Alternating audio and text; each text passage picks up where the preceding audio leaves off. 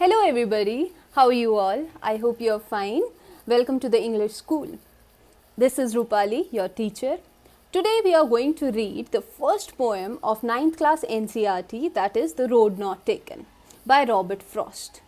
Now Robert Frost was an American poet who was in love with nature. All of his poems either are set in nature or he is talking about something else through nature. So nature is a very integral part of his poems. Now there is one more feature of Robert Frost's poems that I want to talk about, and that is all of his poems are very closely related to the ordinary life. So you are going to relate to this beautiful poem, The Road Not Taken. So let's read. The Road Not Taken by Robert Frost. The title tells us that Frost is going to talk about a road that is not used much. Let's see what he means by the road here. You will have to make difficult choices in life.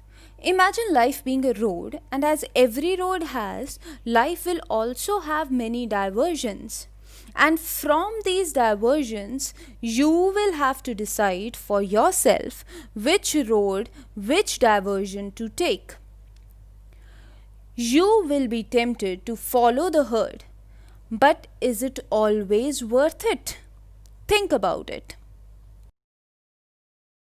While walking, you would want to follow the footsteps of others, because who wants to take risks?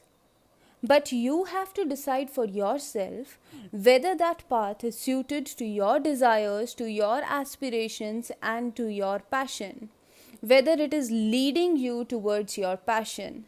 You need not blindly follow what everybody is doing. Now, you know that after 2 years, a very important decision is awaiting you. You will have to make a decision about which field you want to choose. Whether it would be science or commerce or arts or FM, what? This decision should be solely yours. Do not get swayed by what your friends are choosing or what is traditionally believed to be the best field. Robert Frost will tell you why. You choose for yourself. Only then will you be happy, because that is your first step towards your future, towards attaining that goal that you have been waiting for a long time. Let's finally start the poem. Stanza 1. Two roads diverged in a yellow wood, and sorry I could not travel both, and be one traveller. Long I stood, and looked down one as far as I could, to where it bent in the undergrowth.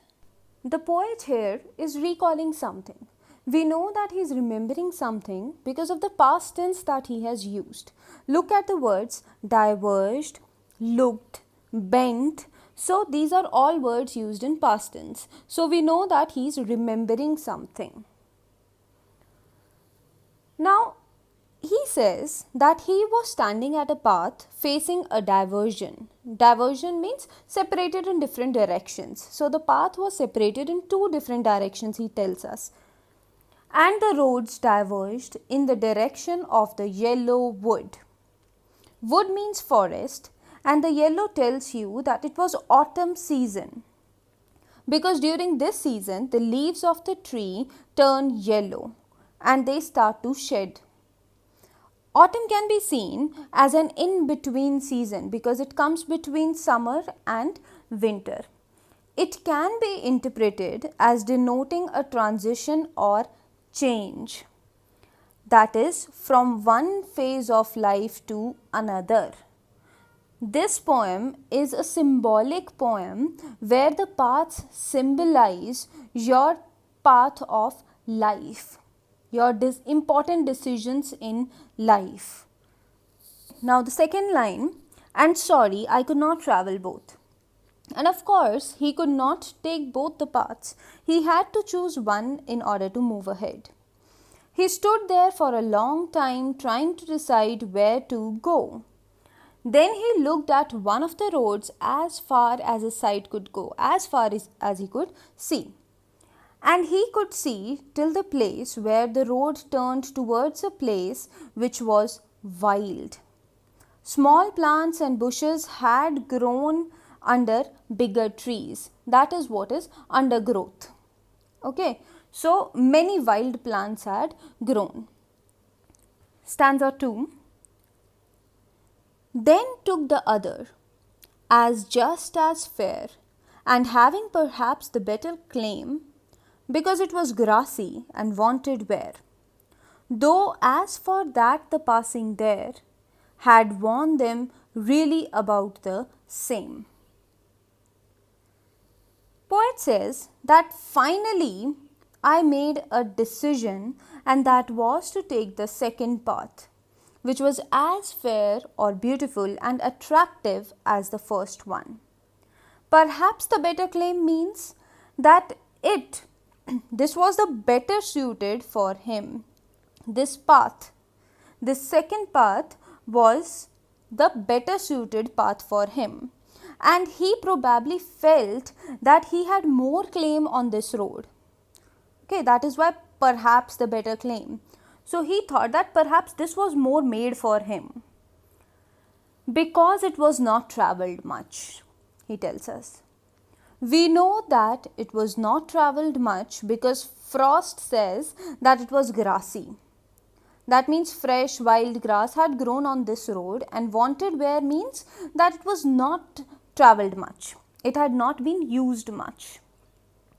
But he says that both of the roads looked more or less the same.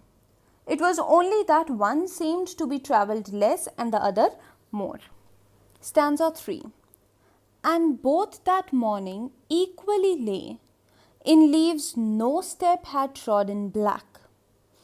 Oh, I kept the first for another day, yet knowing how way leads on to way, I doubted if I should ever come back. So he says that particular morning, both the roads were equally filled with the yellow leaves shed during the autumn season. And the leaves on both the roads were not crushed under. Therefore, he is saying that they had not been turned black because they were not crushed, which shows that nobody, not a single soul, had used either of the roads to travel that day. He then says that he chose the second road but thought that he would travel on the first road some other day. But is that possible? Once you have made a decision, can you go back in your past and change that decision? No, you cannot. Frost knows that one way leads to the other. That means that if you choose one lane or road, that will decide your future course of action. It will decide your future. For example, the field that you decide to choose in 11th, that is going to decide what you will do after 12th. It will decide the future course of action. Stanza 4. I shall be telling this with a sigh. Somewhere ages and ages hence, two roads diverged in a wood, and I took the one less travelled by. And that has made all the difference. So he is saying that I should be saying it with relief after some ages from now, after some years from now. I should be very much relieved when I will be talking about the decision that I made. Two roads diverged in a wood. I will remember that I was faced by a situation where I had to make a decision and two roads were going in the wood. Woods or forest can be seen as something mysterious because you don't know what it holds until you enter it. Similarly, he did not know before entering or before making the decision that where he was going and what he could expect. He says that he chose the road less travelled, and that has shaped his life, and that has made him a human that he was now. Okay, so your decisions make you. They decide what you are going to become in the future. So make your decisions or take your decisions very wisely. Let's quickly revise what we have read till now. You have to make decisions for yourself, and your decisions decide your future. You cannot go back in time to change a decision that you made in the past. And you should not hesitate to choose a path that is less traveled, because that might be your path. Let's quickly have a look at the literary devices used in this poem, because they are important from your exam point of view.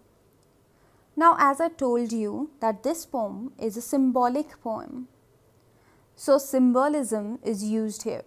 Symbolism means use of symbols or indirect suggestions to represent ideas, to represent something else.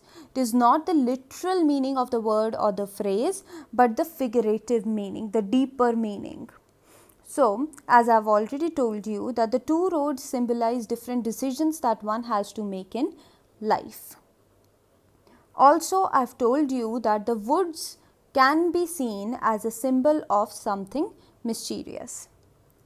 Second literary device, repetition. You can see words or phrases being repeated in the poem. In the last stanza, ages and ages. So the word ages is being repeated. That is the literary device, repetition. Third one, alliteration. Alliteration means a repetition of the consonant sounds in the same line. So, in the second stanza, you can see wanted where. Were sound is being repeated here. In the third stanza, you can see that first for sound is being repeated in this. So that's all about the poem and the literary devices used in the poem. I'm sure you would have liked it, and I hope you have understood it well. If you have any doubts, you can write in the comment section and I'll reply to you. You can also give me few more suggestions on what all videos I should make.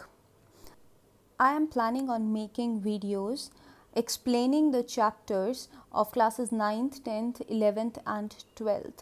So if you think that would be beneficial for you, please subscribe. Thank you.